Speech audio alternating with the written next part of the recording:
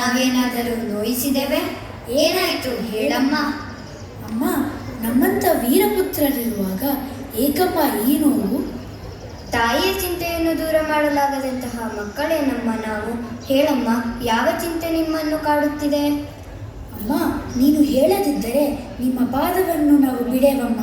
ಹೇಳಮ್ಮ, ಏಕಮ್ಮ ಈ ಕಣ್ಣೀರು? ಇದು ನೋವಿನ ಕಣ್ಣೀರಲ್ಲ ಮಕ್ಕಳೇ, ನಿಮ್ಮ ಗಾನಮಾಧುರ್ಯದ ಸಂತಸಕ್ಕೆ ಬಂದ ಕಣ್ಣೀರು. ಹಾಗಿದ್ದರೆ ನಮಗೂ ಸಂತೋಷವೇ. ಅಮ್ಮ, ನಾನು ನಿನಗೆ ಕೆಲವೊಂದು ಪ್ರಶ್ನೆಗಳನ್ನು ಕೇಳುವೆನು, ಉತ್ತರಿಸುವೆಯಾ? ಆಗಲಿ ಕಂದ, ಕೇಳು, ಏನದು ನಿನ್ನ ಪ್ರಶ್ನೆಗಳು? ಅಮ್ಮ, ನಮ್ಮನ್ನು ಯಾರಾದರೂ ಕೆಡವಿ ಮಾತನಾಡಿದರೆ ಏನು ಮಾಡಬೇಕು? ಮೊದಲು ಪ್ರೀತಿಯಿಂದ ಉತ್ತರಿಸು. ಬದಲಾವಣೆಯ ಮೊದಲ ಹೆಜ್ಜೆ ಪ್ರೀತಿ. ಆದರೆ ಅವರಲ್ಲಿ ಬದಲಾವಣೆ ಕಂಡು ಬಾರದೆ ದುಷ್ಟತನವೇ ಕಂಡರೆ ಅದನ್ನು ನಿನ್ನ ಶಕ್ತಿಯಿಂದ ತಿದ್ದಲು ಪ್ರಯತ್ನಿಸು. ಅಮ್ಮ, ನನ್ನದೊಂದು ಪ್ರಶ್ನೆ. ಕೇಳಿದವಾ? ಅಮ್ಮ, ಸತ್ಯದ ಬಗೆಗಿರುವ ನಿಮ್ಮ ಅಭಿಪ್ರಾಯವೇನು? ನೋಡುಲವ, ನಿಮ್ಮ ಹೃದಯದಲ್ಲಿ ಯಾವಾಗಲೂ ಸತ್ಯವಿರಲಿ.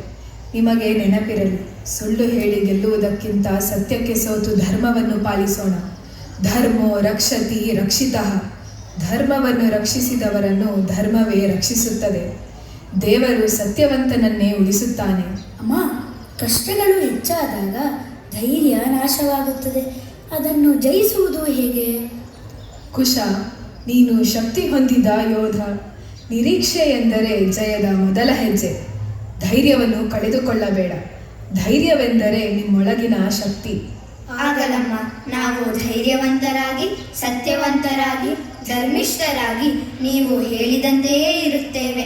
ನಮ್ಮನ್ನು ಹರಸಮ್ಮ.